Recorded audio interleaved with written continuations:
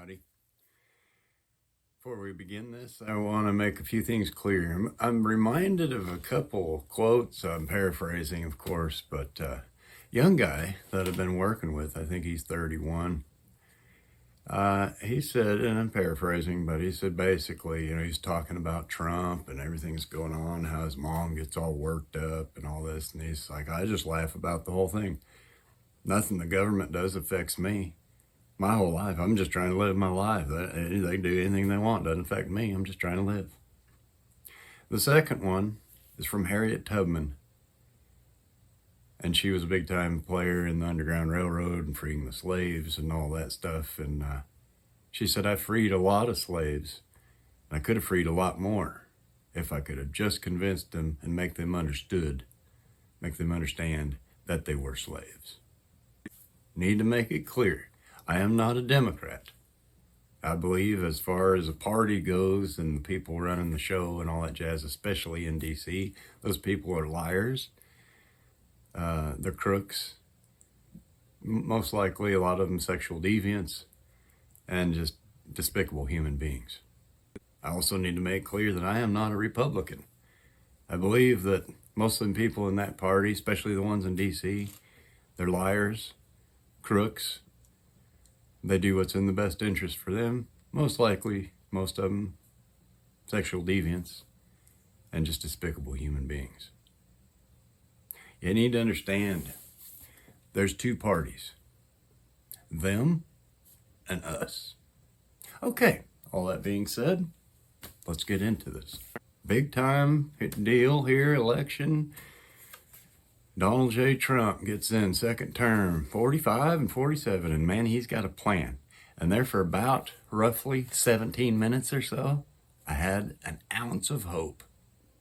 He'd been working on this. He's putting players in. He's not partial to Republican or Democrat. He's throwing Tulsi Gabbard in a slot. He's throwing Bongino in there and all, RFK, lifetime Democrat. He's going to run the health thing. Got it going on. They shut down that border just right fast and in a hurry to almost zero people coming along, just like the previous party could have done if they wanted to. But, they couldn't because we're right now in Congress. Shut that baby down. Great, good, perfect, super. Came in with the Doge team, going to audit, going to get rid of this waste. The tides are changing with the times of things and stuff. Here we go. And just in short order, things that start. Now we have tariffs. Tariffs are great. Well, the media says tariffs are bad. No, nobody wants to. Tariffs are horrible. How come it's okay for all the other countries to do it? But we're going to do some tariffs. We're bringing manufacturing back to this country, which is going to take years and years if it gets done. You don't have the infrastructure anymore. You've offshored all those jobs. But anyway, hey, you got to start somewhere, right? So 17 minutes, I had an ounce of hope. Then right off the hop, we go to bombing Yemen. Well, we didn't. Trumpy did. They'd been bombed 1,000 times the year before under Biden. Let's bomb them again. Next thing you know, we're bombing Iran. What business we got in Iran? Didn't people vote for no more of these foreign wars and altercations? That ain't none of our concern. We need to focus on us. But no, we're gonna blow the hell out of Iran and then immediately say, now's the time for peace. Doge team comes in and start, look at this waste and look at this waste and look at over here.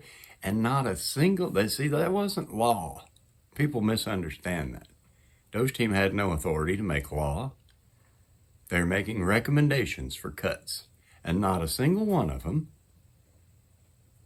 came up for a vote. And your party, Trumpy, has the majority. They can pass this stuff. And not a single recommendation was brought up for a vote. Not one of all this waste. Then there's the big bullshit, beautiful bill. For some reason, we can't have itemized bills, just line by line, just one issue. Here it is. We're going to vote on it. So we can see who's for what. Get all that graft out of there, all the theft, all the pork, all the convincing people, well, if you don't vote for this, we're going to cut funding for your state. You do away with all that, just with single issue voting. Here's the issue, vote yay or nay. We're not doing that. One big bullshit bill, which cuts corporation taxes down to a pittance, 14%. People kind of forget that in the 1950s in America, corporations were paying 90% tax on profit. Now that's way too high. I'm not for that. I'm just saying it ought to be a level, equal playing field. What do you pay for taxes? Do you even know? Federally, around 24%, 25%. By the time you get done buying your gasoline, which has got federal tax on it, and buying cigarettes and buying all the stuff that's federally taxed, it's probably around half your income. But no, we're going to lower corporate taxes. Also going to change up Medicaid a little bit. You might lose some of that because, we're in debt. It's $37 trillion, so we got to start making some cuts.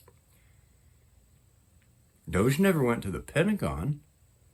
In fact, in the big bullshit bill, the Pentagon spending and budget was increased to over $1 trillion a year. The deficits that this bill is passed, now it's a done deal,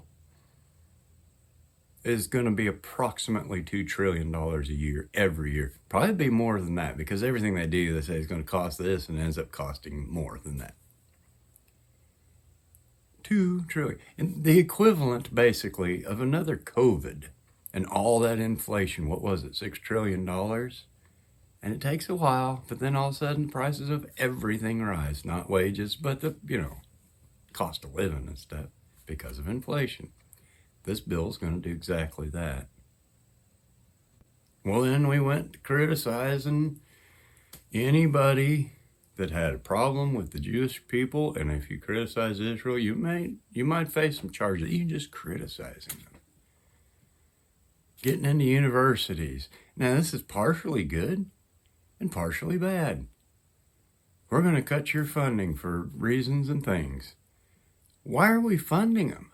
Why is the United States taxpayer funding private universities to the tune of, billions? A couple $1 billion a year? Every year? Then we have the just great mysterious case of Jeffrey Epstein and all of that mess, the trafficking and the words that maybe I can say, maybe not. I don't know. The guidelines ain't clear. Not a single person there is no list. They're not asking you to believe what your own eyes can see, what their statements have told you. They're not asking you, they're telling you. I know you saw the man had a gray shirt on. He didn't even have a shirt. There was nothing there. He just was there without a shirt at all. If that's true, then old Ghislaine Maxwell has to be not only released from prison, she should be able to sue him for wrongful imprisonment. Who did she traffic to? All those women that testified, they have to be arrested for perjury.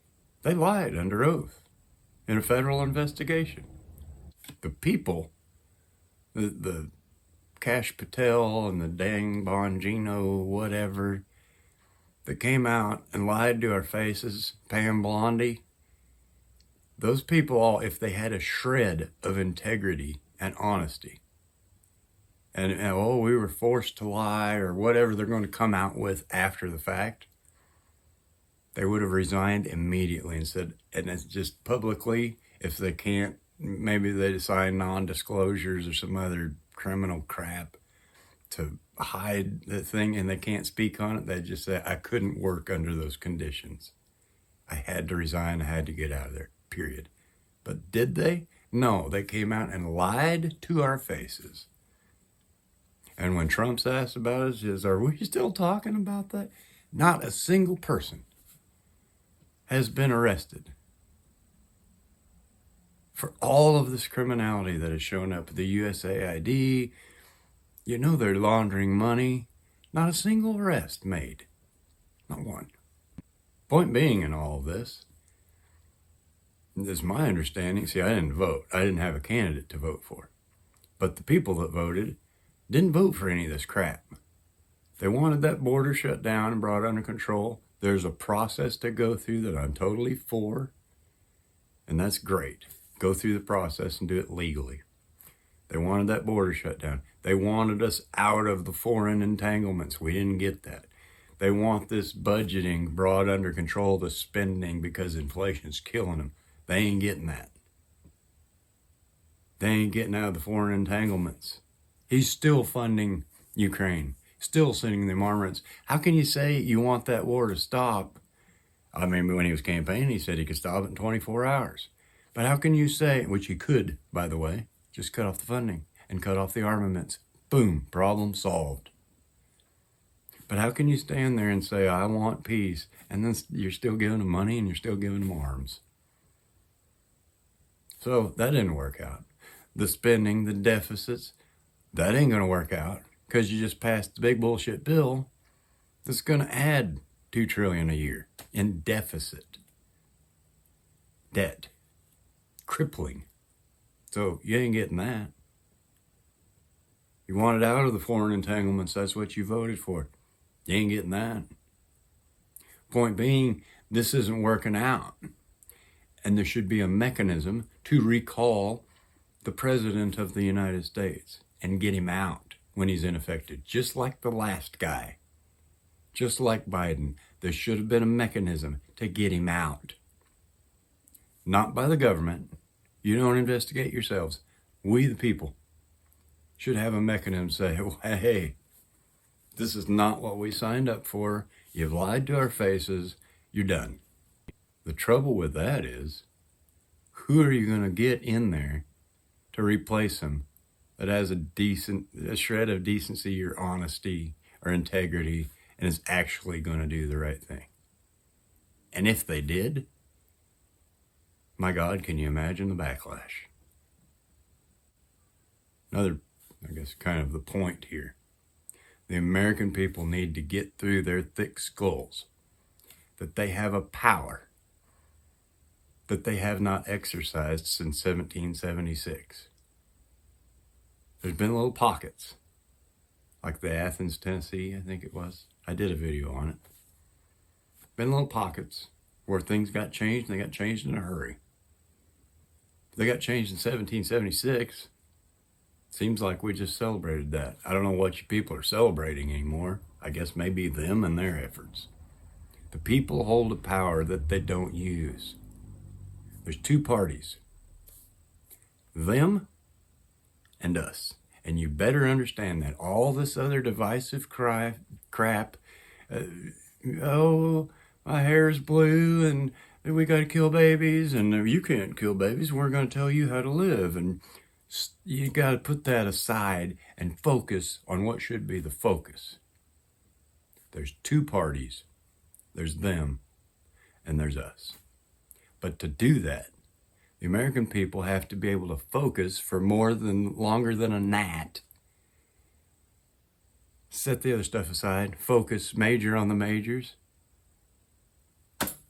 And sadly, I don't see that happening. Hey, thank you for watching. I appreciate your time. If you got any comments, you can put them down there. If you want to share the video, that'd be great. Trying to get to the 500 subscriber thing because that's the first benchmark. It's taking a minute. And that's okay too. Appreciate your time. Thanks for watching. I'll see you next time.